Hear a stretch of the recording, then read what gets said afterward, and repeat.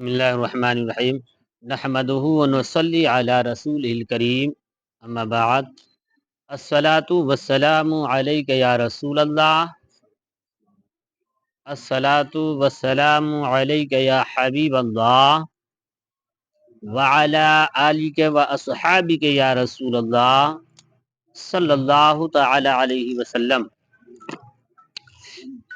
حضرت ابو ہریرہ رضی اللہ عنہ سے مروی ہے کہ مجھے حضور صلی اللہ علیہ وسلم نے فرمایا، پرہیزگار بن، تو سب سے بڑا عابد ہوگا، قناعت کر، تو سب سے بڑا شکر گزار ہوگا، جو اپنے لیے پسند کرتا ہے وہی دوسروں کے لیے پسند کر، تو مومن ہوگا۔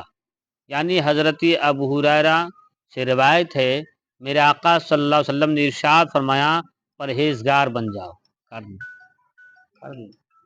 پرہیزگار بنو، سب سے بڑا عابد ہو جائے گا۔ پرہیزگاری یعنی کسی چیز سے پرہیز کر لینا، رک جانا، مطلب جسے اسلام نے جائز کہا اسے آپ لیجئے، جسے ناجائز کہا اسے پرہیز کر لیجئے، عابد ہو جائیے گا۔ اور قناعت کر، یعنی جتنا مل جائے اسی پر صبر کر، قناعت کر، تو کیا ہوگا؟ سب سے بڑا شکر گزار بن جائے گا۔ اور پھر فرماتے آقا کہ جو اپنے لیے پسند کرو وہی ایک دوسرے کے لیے بھی پسند کرو، تو مومن ہو جائے گا، ہے نا۔ مان لیتے ہیں آج ہم لوگوں کا جو نظریہ بنا کہ گھر میں جو خراب چاول بچ جاتا ہے تو اب سوچتے کسی پڑوسی غریب کو دے دیں، ہے نا۔ کپڑا اتر گیا، پرانا ہو گیا، چلو کسی کو غریب کو دے دیں، نہیں، بلکہ آپ کو کیا اگر اتارا ہوا کپڑا دے گا آپ پسند کریں گے؟ نہیں۔ تو جو اپنے لیے نہیں پسند پھر دوسرے کو پسند کرتے ہیں۔ اس لیے اگر آپ دیتے ہیں تو ٹھیک ہے، اسے پرانے، اگر اس سے چونکہ آپ کے بچوں کو چھوٹا ہو گیا، اس کے بچے کو برابر ہوں گے تو آپ کپڑے دیں، لیکن ساتھ ساتھ ایک نیا لباس بھی تو دیں، نہیں تو نیا بھی دیجیے ساتھ میں۔ اگر کھانا یہی ہے کہ جو چیز اپنے لیے، اب مان لے کہ ہم جو چیز نہیں برداشت کر، نہیں ہمیں اچھا لگ رہا، ہم دوسرے کو نہیں دے سکتے۔ اپنے لیے جیسا پسند کیجیے۔ ہم اس چیز پہ بیٹھتے مثلا ہم کوشش کر کے، نہیں ہم اس پہ بیٹھتے، ہم نیچے کسی نہیں بیٹھائیں گے، ہم بھی اس کو بھی اسی پر بیٹھائیں گے، یہ مومن کی پہچان ہے۔ اب یہ نہیں کہ وہ چھوا چھوت رکھے، یہ وہ الگ ہے ہم الگ ہیں، وہ مطلب کہ گندا، ہم ایسا کرنے سے پھر مومن کی پہچان نہیں بنتی۔ حضور صلی اللہ علیہ وسلم نے فرمایا کہ لالچ سے منع فرمایا، میرے آقا نے فرمایا لالچ سے منع فرمایا۔ چنانچہ حضرت ابو ایوب انصاری رضی اللہ عنہ سے مروی ہے کہ ایک بدوی نے حضور صلی اللہ علیہ وسلم کی خدمت میں عرض کی، مجھے ایک مختصر نصیحت کیجئے۔ آپ نے فرمایا، ہر نماز کو زندگی کی آخری نماز سمجھ کر پڑھ، ہے نا۔ کوئی ایسی بات نہ کر جس پر کل معذرت کرنی پڑے، اور لوگوں کے مال سے امید نہ رکھ۔ کیا مطلب؟ یعنی یہ حضرت ابو ایوب انصاری رضی اللہ تعالیٰ نے اس حدیث کے روایت کرتے ہیں، کہتے کہ ایک بدوی یعنی ایک دیہاتی آیا، حضور سے کہا، یا رسول اللہ صلی اللہ علیہ وسلم، آپ مجھے نصیحت فرمائیے۔ مختصر نصیحت مختصر میں ہو، کیا چھوٹی نصیحت ہو لیکن جامع ہو۔ تو میرے آقا نے فرمایا، سنو، میں مختصر نصیحت کہ ہر نماز کو زندگی کی آخری نماز سمجھ کے پڑھو۔ کیا مطلب؟ یعنی ظاہر سی بات ہے، اگر ہم عشاء نماز پڑھ رہے تھے، ہم نے سوچا کہ زندگی میں میری آخری نماز ہے، پھر شاید ہم نہ پڑھ پائیں، یہ ہماری زندگی کی لاسٹ نماز ہے، تو ظاہر سی بات ہے اس کا ذہن ادھر ادھر نہیں بھاگے گا۔ وہ نماز میں خشوع و خضوع ہوگی، اس نماز میں تقویٰ ہوگا، اس نماز میں پرہیزگاری ہوگی، اس میں جو ہے اس نماز میں چاشنی بھی ہوگی، مزہ بھی آئے گا، خدا کا خوف بھی ہوگا، عشق مصطفیٰ بھی ہوگی، اور پھر سجدہ ہوگا، وہ سجدہ سجدہ ہوگا۔ ہر نماز کو زندگی کی آخری نماز سمجھ کے پڑھ۔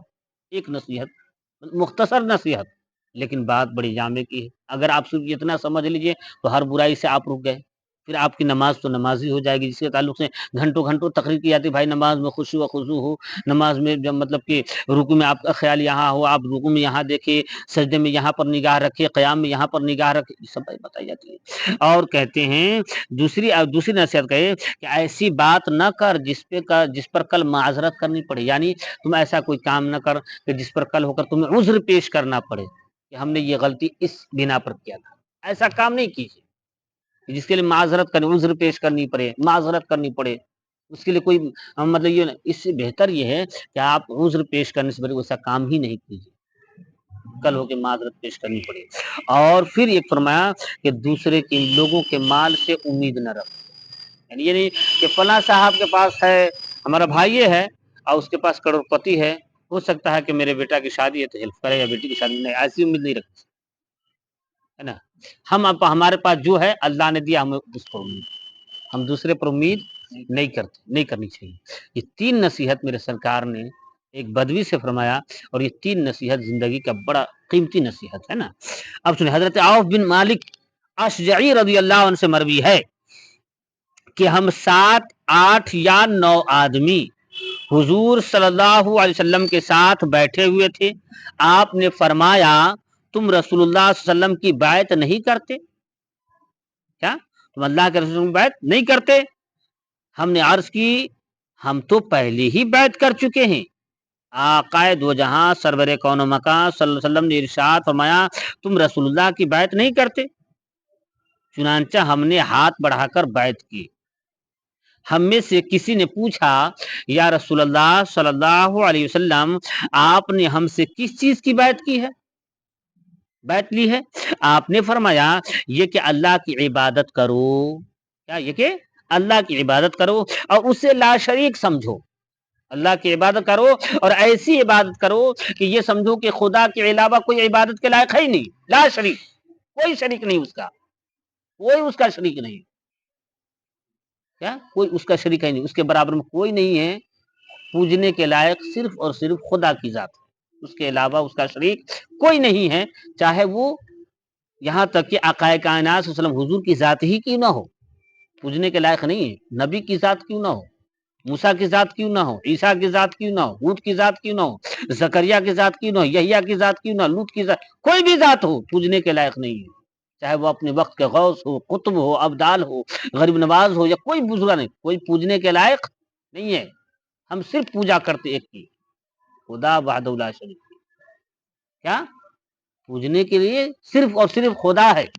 خدا کے علاوہ ہم کسی کی عبادت نہیں کرتے. ہم کبھی غریب نواز کی عبادت نہیں کرتے, ہم غوث اعظم کی عبادت نہیں کرتے, ہم رسول اللہ کی عبادت نہیں کرتے, ہم آدم علیہ السلام کی عبادت نہیں کرتے. عبادت صرف خدا کی کرتے ہیں. یہ میرے سرکار نے کہا کہ صرف خدا کی عبادت کرو, اس سے لا شریک سمجھو, کوئی شریک نہیں اس کا. نہ اس کا اولاد ہے, نہ بیٹا ہے, نہ بیوی ہے, نہ بچے ہیں, نہ باپ ہے, نہ ماں ہے, کچھ نہیں, ہاتھ ہے, نہ پیر ہے, کچھ نہیں اس کا.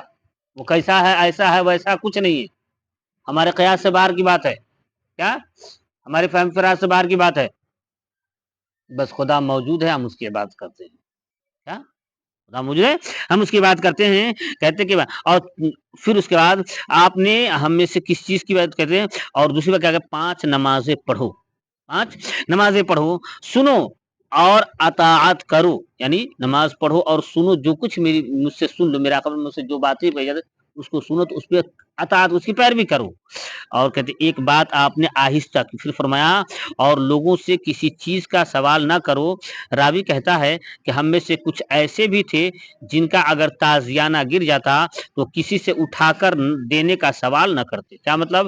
یعنی حضرت عوف بن مالک اشجعی رضی اللہ عنہ فرماتے ہیں کہ ہم 7, 8 یا 9 آدمی سرکار کی بارگاہ میں پہنچے, بیٹھے ہوئے, تو سرکار نے کہا کیا تم لوگ اللہ کے رسول صلی اللہ علیہ وسلم سے بیعت نہیں کرتے؟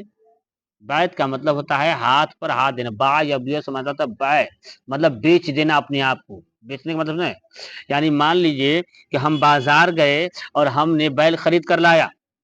کیا بیعت وہ ہمارے بیعت میں تو خرید کر لائے, اسے جہاں بٹھائیں گے بیٹھے گا, جو کھلائیں گے کھائے گا, جو کہیں گے کرے گا, اسی سے بنا بیعت. یعنی اگر آپ نے جس کسی کے ہاتھ میں اپنا ہاتھ دے دیا, مطلب اس کے ہاتھ پر بک گئے آپ. کیا ہو گئے؟ آپ بک گئے, اور بک گئے تو آپ جو وہ حکم دیں گے کرنا ہے آپ کو, ورنہ پھر آپ بیعت نہیں ہے. سرکار نے یہی کہا تھا, کہا یا رسول اللہ ہم تو پہلے آپ سے بیعت کر چکے ہیں. کہ بیعت رضوان, سب بیعت عقبہ, بیعت رضوان, اس میں تو بیعت ہے نا. تو اس کا ہم تو بیعت کر چکے ہیں. کیا پھر میرے سرکار نے, کیا تم لوگ اللہ کے رسول سے بیعت نہیں کرتے؟ کیا بیعت؟ کہا کہ ہاں. تو ہم لوگوں نے ہاتھ بڑھائی. کیا ہاتھ بڑھائی؟ تو آج بھی ہاتھ بڑھایا جاتا ہے. جب کوئی پیر صاحب کو دیکھیے اپنے مریدوں کو بیعت کرتے ہیں, یا تو وہ رومال دے دیتے ہیں یا ہاتھ میں ہاتھ لے کے بیعت کرتے ہیں. تو اس زمانے میں میں نے جب حضور جب بیعت کرتے کسی کو, تو اس طرح سے ہاتھ رہتی اور سرکار کے ہاتھ کے نیچے صحابہ کا ہاتھ ہوتا، ایسے رکھتے لوگ، اس طریقے سے بیعت ہوتی، کہتے کہ ہم لوگوں نے ہاتھ بڑھائی، بیعت شروع ہوئی، تو سرکار نے بیعت لی، کس چیز کی بیعت لی؟ اس چیز کی بیعت لی کہ خدا کے علاوہ کسی کو پوجا نہیں کرنی، خدا وحدہ لا شریک ہے، اس کا کوئی شریک نہیں، اس کی یہ بات کرنا۔ دوسری یہ کہ نماز پڑھنا تجھے، کیا نماز پڑھنی ہے۔ تیسرا یہ کہ جو کچھ میں تم سے کہوں اس کی اطاعت کرنی ہے، یعنی حضور صلی اللہ علیہ وسلم کی جو فرمودات ہے، کہتے ہیں میں جو اس پہ اطاعت، اس پہ پیروی کرنی، اس پہ چلنی ہے۔ اور چوتھا یہ، پھر ایک بات آپ نے آہستہ فرمائی اور آپ نے کہا کہ سنو کسی سے کچھ سوال بھی نہ کرنا، کیا کسی سے کچھ سوال نہیں کرنا، یعنی بار بار مانگنا نہیں کسی سے، بھوک لگی ہے مانگنا نہیں کسی سے، پیاس لگی ہے مانگنا نہیں کسی سے۔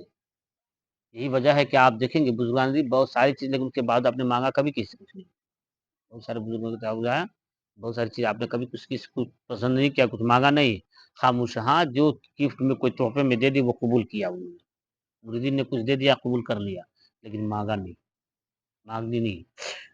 اب کہتے راوی کہتے ہیں کہ ہم لوگ جب یہ بیعت کر چکے تو ہم لوگوں کا حال کیا ہوا، چھاتا ہم لوگ بیعت لے چکے تو آئے تو ہم میں سے کسی کا تازیانہ گر جاتا، کسی کا کوئی سامان نیچے گر جاتا تو کوئی نہیں کہتا ہے بھائی صاحب اٹھا کے دے دے، بلکہ خود اترتا گھوڑے سے اور خود اٹھا کے لے کے جاتا۔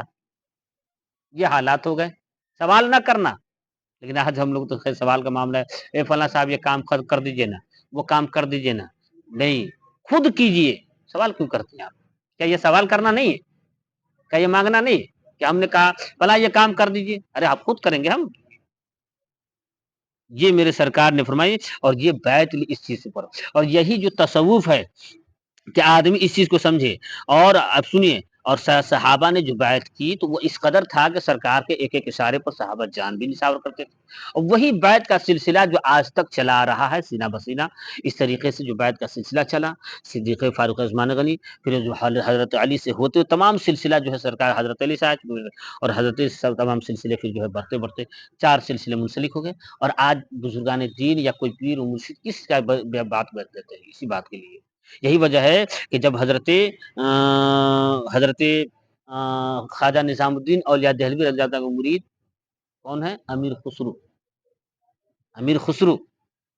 خسرو ایک بار دلی میں جا رہے تھے، دلی میں امیر خسرو جیسا وفادار مرید نہ ہوا کوئی، بڑا امیر خسرو وفادار اپنے پیر کا، اتنا زیادہ، کہتے کہ ایک بار دلی جا رہے تھے تو دلی میں خواجہ نظام الدین نے کہا کیسا ہے کہ جاؤ کوئی کام ہے کر کے آ جاؤ، تو جب جانے لگے تو دیکھا کہ راستہ میں بڑی بھیڑ ہے، تو جا کر کسی کونے میں چھپ گئے اور کافی دیر کے بعد آئے، کیوں بھائی؟ تو ایک جنازہ آ رہا تھا، کیا؟